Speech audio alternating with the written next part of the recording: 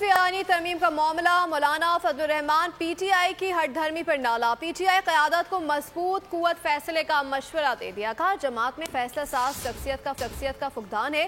دعویٰ کر دیا کہ پی ٹی آئی ساتھ دیتی تو چیف جسٹس پاکستان مرضی کا ہوتا۔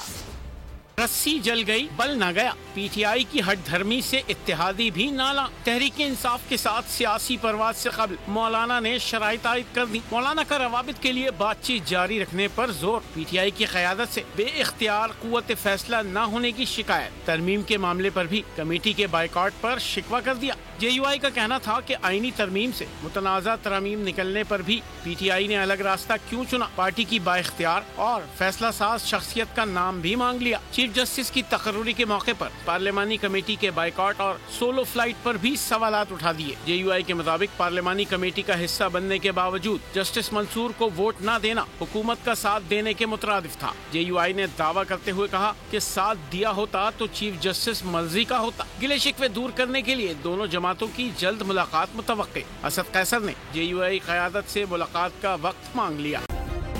سبسکرائب کریں اور بیل دبائیں تاکہ کوئی خبر رہ نہ جائے۔